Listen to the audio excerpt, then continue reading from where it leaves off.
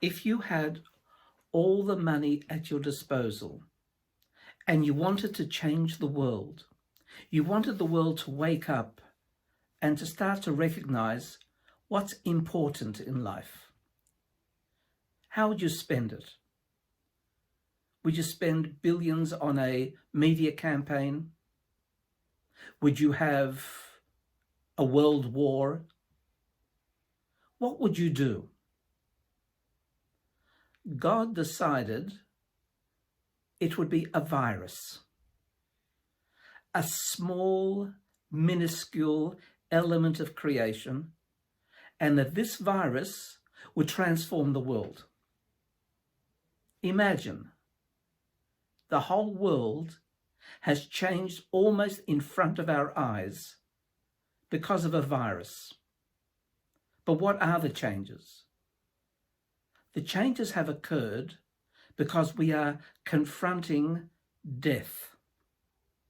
We are confronting our mortality. That's on the one hand. On the other, we are indoors. We are isolated. We have the commodity of time on our hands, something that's been in very short supply in the lives of most everybody who's been born in the last 40, 50 years. Now we have the opportunity to be able to contemplate, what is it that I am doing? From the moment we are born, we begin to die. And every day should be measured. In our tradition, to be able to utilize time usefully is probably the number one feature of consciousness. There are three aspects to creation: time, space, consciousness. Shana, Makom, Nefesh. Interestingly, space also has become contracted. We're able to do things in a very limited spatial set of dimensions. Time has become contracted. We try to do as much as we can to fill the moment of time. But the one thing that we haven't injected into time or space is true consciousness, true mindfulness. And for that, we have to go back to basics. We have to ask ourselves the basic questions. What am I doing with my life? What am I doing with my 120 years? If you have a family around you, what am I doing to grow my family? Or is it simply a matter of, let it happen? I'm just one element. I'm powerless. Not true. Let's start again. You want to create change in everything around you because you don't like the way you've been. You don't like the kind of life that you've been forced into. Well, here's freedom. Here's opportunity. You're living on the edge. It is dangerous right now. It is life-threatening right now. But on the other side of the coin, we have opportunity. How do you start thinking about life? We've never been trained to do that. We never formally studied philosophy. We never formally studied theology. We never formally studied the art of thinking. We never thought about how do we actually have skills of investigation. And now we've got the opportunity. Step number one, as far as the Jewish spiritual teachings are concerned, you are important. You count. You are significant. The reason why your soul has been brought down into this reincarnated life is because you have something to offer that no one else in the world can. And you contributing to life around you, to the world at large, creates a new world. So will you be able to sit back now and think, what is it that I am going to do differently when all this is over?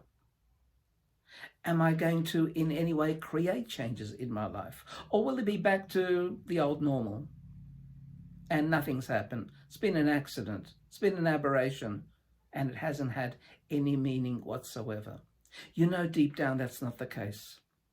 You have been given this opportunity purposefully to introspect, to ask yourself, how am I contributing to my own growth and development?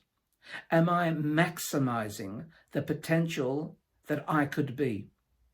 Am I gaining the information and knowledge of the wisdom of ages to be able to move forward in time in a manner which is able to be contributive, helpful, allowing myself to become part of the future of life itself? And what am I doing to the people around me, my loved ones? It may be your wife, it may be your children, grandchildren and great-grandchildren. Have you set time aside to inject yourself into their life, or haven't you possessed that self-esteem? Are you possessive of worth? Do you really count? The answer is yes, but do you feel it? And the proof is, are you contributing? Do you sit down with your children and speak about meaningful things? Do you share a life with them? Do you share a worldview with them? Do you share what it is to be part of a people, of a community, the strength of being able to contribute and receive, and to do so graciously at both ends? Or do you not speak about meaningful things, and everyone is in their own little world with some gadget and not communicating, living side by side in silos, next to silos, next to silos? Or are you going to make some rules of life so that your family actually comes together, grows together? And if they're at a distance, let the technology serve you. Fixed times per week. Now that you know how to Zoom with them. But meaningfully, the preciousness of the moments that you have together. And especially your spouse. You have become the person chosen from above to facilitate the growth of your loved one. You facilitate her. You facilitate him. You are the agent of their growth. It's not about you. They facilitate your life. Different attitude. Before this mess, which is really an opportunity, we used to think, well, I've got to do it myself. I've got to do it for myself. If I don't get it now, when will I have it? Whatever it might be, I grab from life.